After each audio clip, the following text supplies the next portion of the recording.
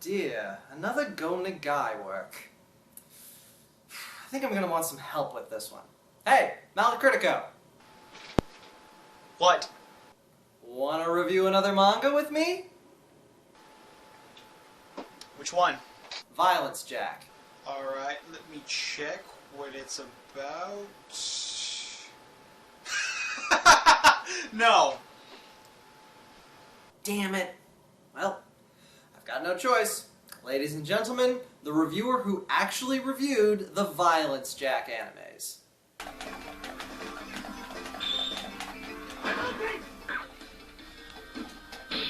James!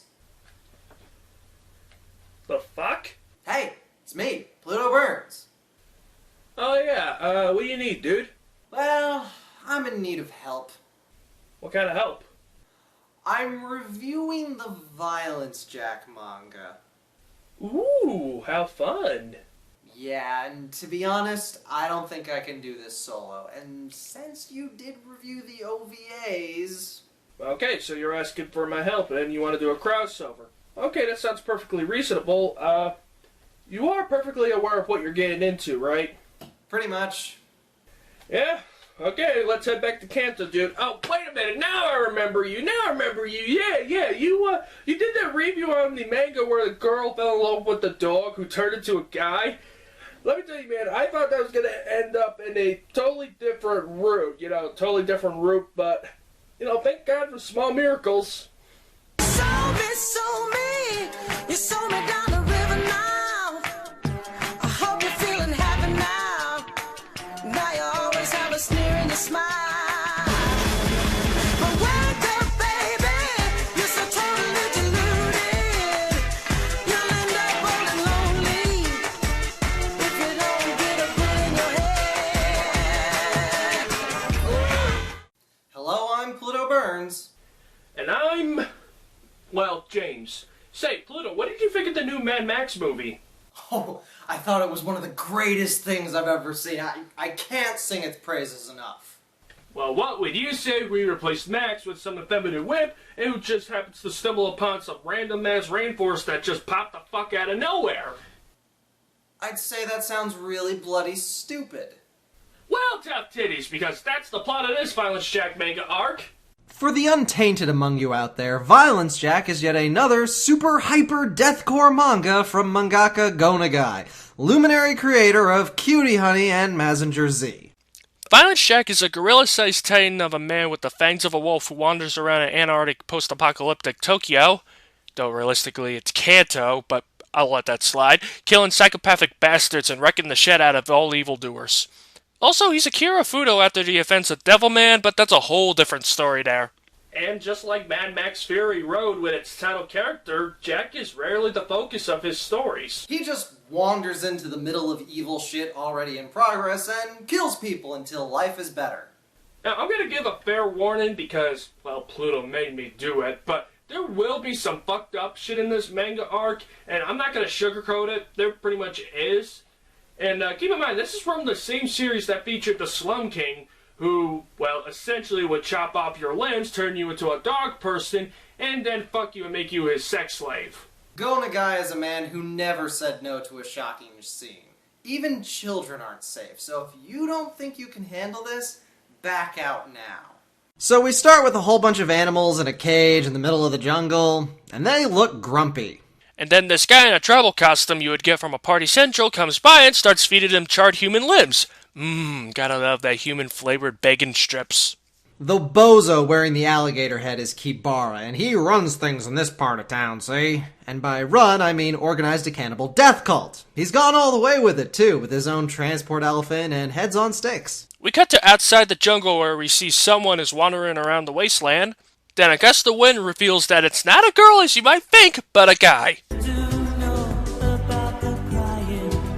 Haven't you used that reference already during your Evil Town review? It's kind of a running gag with me. Also, larger than Seth Rollins. I don't get it. Wrestling reference.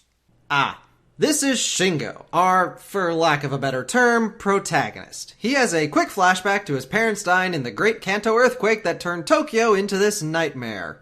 Which is a part of the Violence Jack stories that always bugged me. The timeline is way too short for this kind of level of insane violence. The world was only wrecked about 6 years ago, and we've already got cannibal cults with themed uniforms? Hell if I know, but there's also the new Shu Army from Shin Violence Jack, who's essentially a bunch of Romance of the Free Kingdom cosplayers gone fucking nuts. Alright, but how would an earthquake result in this sort of hellscapish anarchy? Wouldn't relief and foreign aid pour in?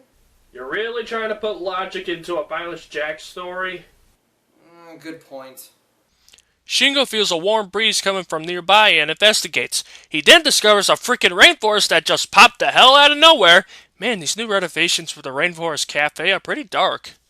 Our bullshit science of the day is probably hot springs underneath the botanical garden or something. But before Shingo can descend into the Garden of Eden, he gets the piss scared out of him by Jack. And who wouldn't be scared, because unholy Christ is Jack tall in this story. In the OVAs, he was about 10 feet tall, still giant, but you can still fit him inside a one-story house. Here, he's about the size of a damn two-story house. Jack is all, yo dog, don't go down there. It's legit worse than out here, and you'll get offed. Never do that again. But Shingo insists he needs to go down there because winter is coming. Winter's coming. And then, apropos of nothing really, he starts having flashbacks to... All the times he was raped for looking like a girl. He gets rushed by some rapists who decide just because that he's a guy doesn't mean that you can't rape him. At least they don't discriminate.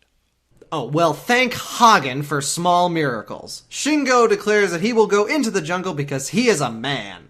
I am a man! But he declares this to no one as Jack has pulled a classic Batman. Wow, Jack, that's kind of a dick move there. Wow, it really is a jungle. But how did it spring up so quickly? It must have been a botanical garden, and all the trees held in the heat, so in about 2 or 3 years it became a tropical jungle. Shut up! Shingo hears some drums in the distance, but decides, people are dicks, better avoid them. Good, he's learning. We catch up with Kibara and his acolytes as they prepare to murder these 2 naked people with a jaguar. Manimal. Why the hell am I allowed to show this guy getting gutted, but titties? Nope, can't have that. Also, what the hell is with the cod pieces? Are we about to start a cameo music video here? I think the better question is, does Kibara actually have someone that takes the time to take horns from elephants or pieces of wood and make them into cod pieces? We do find out that Kibara used to be a zookeeper, so that kind of explains how he was able to train the animals, but only if you kind of squint at it. It's not really all that elaborate, except for that little bit there. But it doesn't really explain how he managed to swing it as a cult leader. Zoo trainer doesn't really translate into cult leader. I disagree. According to The Game of Life Twists and Turns, you can go from a strawberry picker to a television evangelist. Who is that? Oh, that was my roommate, which is why I can't really stop him from interrupting the show. You could kill him. He helps pay the rent. Meow meow? Meow meow? I know I'm supposed to be working on Anime Week, but Pluto here needed my help with Violence Jack. Was that a fortune cat? Yes, and her name's Misuki. I honestly still don't know where the hell she came from. Meow meow? Shingo is wandering around the jungle when he gets jumped by a tiger. Manimal. Stop that. Hey, it's not my fault there's a lot of roaring felines about. And why is Shingo all... Oh... Do we even show the next couple of panels of Shingo getting turned on against his will and ejaculating? I think just mentioning it gets the point across. Shingo and the tiger make up some mystical bullshit connection, all while we see Kibara get word of a neighboring village. Also, is that the girl who was just tied up to the guy who got mauled to death earlier? To be honest, I don't know. Most of the girls here look the same. So they be chatting all about these kids they're gonna track down and eat. Also, apparently there's a camp of some really hot women nearby. Like, super hot. Former models. Wait, former models? Huh, just like in Evil Town. That's a coincidence. Shingo finds himself a hot spring and goes for a dip. Then a naked woman wanders down. Wait a second. Holy shit, that is Ayla Moo! She was from Evil Town! So, is this in continuity, or is Gona Guy just reusing characters again? Probably a bit of both. Shingo gets his Onani master on and watches her bathe. Just because he's trying to come to terms with his manhood doesn't make this behavior any less creepy, Nagai. And then the tiger shows up again, this time eyeing Isla for food. At least I hope so. Dude, come on, you really think of all the shit that Go Nagai has included, you really think that he would include, and now the tiger's son has become a cock which starts assaulting Ayla? Whoa, you okay, dude? Yeah, just give me a minute. Oh, come on, it could be worse, dude, it could be worse. We could be reviewing Delinquent in Drag. Oh, I've seen worse. I really wasn't expecting to use the phrase cock tongue today. Also, what's so bad about Delinquent in Drag? I thought that was just a high school sex comedy. Random ass incest subplot. That's all I'm gonna say about that one. So it's not really clear whether the cock tongue is a sexual projection of Shingo's mind or whether this is actually happening. It's pretty heavily implied that the tiger is a sort of spirit animal who is the embodiment of Shingo's manly desires, sex, violence, and whatnot. So it is possible that the cock tongue thing actually happened with the tiger responding to Shingo's desires. Either way, I'm getting your Ahsoka Doji flashbacks. Shingo jumps between Isla and the tiger to protect her, and then the tiger just kinda licks him and just stares at the both of them. Isla's pretty impressed at Shingo's bravery, and he just says that he and the tigers are friends. Personally, I'd be a little disgusted due to where that tongue has been. Isla is impressed by their apparent psychic connection that even Shingo doesn't even know about. And then she gives him a thank you hug and he... Symbolism? Symbolism. So Isla, Shingo, and the tiger move to Isla's village. It's pretty nice, with women running things and children frolicking about. They even have a statue of their protector deity that the children call King Bomba. That was clearly modeled after Jack. The ladies even reference escaping from Evil Town, so that confirms that it's in continuity. Shingo then sits there hoping that nothing bad will happen in this community. Which just goes to show that he has clearly forgotten which universe he's in. Yeah, pretty much if you're a woman in this universe, or you at least look like one, chances are you're gonna get raped. I'm just glad this manga exists. It's so pleasant. And wouldn't you know it, Kibara and his men are moving towards the village. Man, these ladies cannot catch a break. And then, seemingly for no goddamn reason, we cut back to Jack in the Wastelands. Now he's suddenly telepathic and knows shit's about to go down, so he sends his Jack Eagle spirit. Which still feels so wrong for him to be able to do, but it's canon, so what the hell do I know? But the spirit carrier pigeon was sent too late as Kibara bursts into the base astride his elephant. What's up, motherfuckers? The elephant in the room is that you're all fucking dead. He brought the whole team. Lions, jaguars, cannibal squad, even a goddamn rhino. Tiger jumps into the fight and immediately gets pin-cushioned with spears. Oh, but it ain't done yet as the elephant stomps on it until one of its eyes pop out.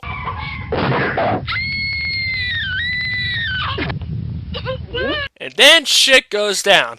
But instead of the usual rape and pillage scene that we're normally used to in Violent Shack, we get this oddly stylized effect where the men are shown as some sort of Aztecs or tribal looking, not just their clothes. These Japanese men are suddenly redrawn for a panel to look like a stereotypical African tribesman.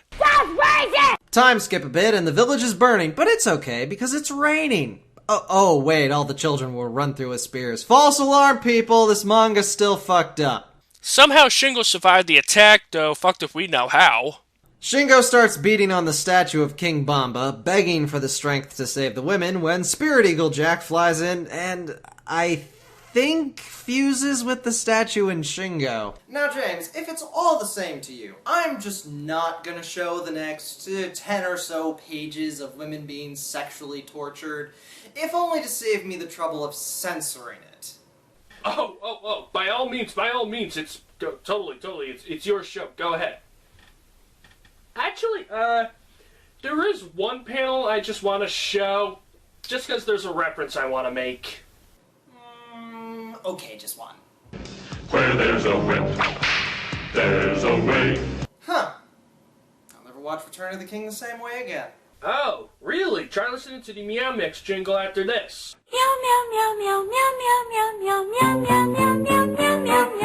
So it looks like Jack is ready for some action. Granted, it kind of took him a little long enough, but yay!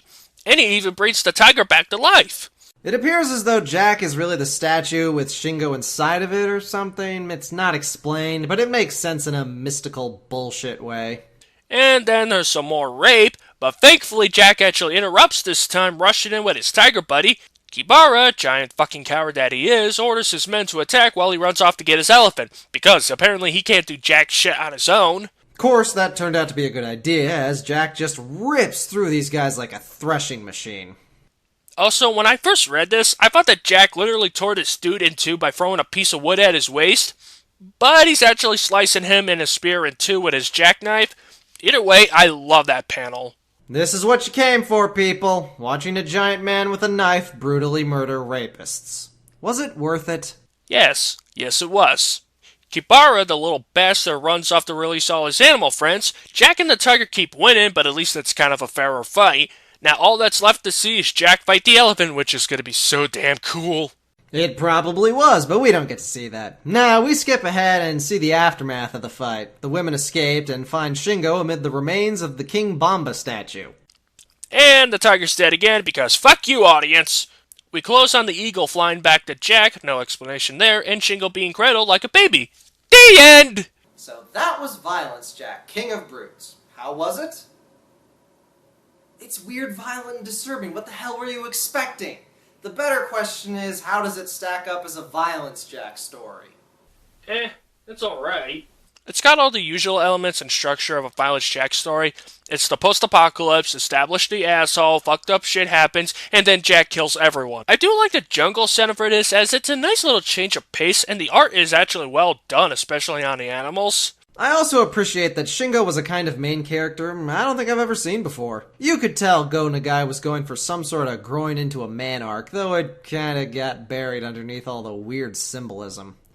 But it's just not as good as the other Violence Jack stories, mostly because of the villains. In other Violence Jack stories, you at least get why the bad guys formed up a pack of murderers.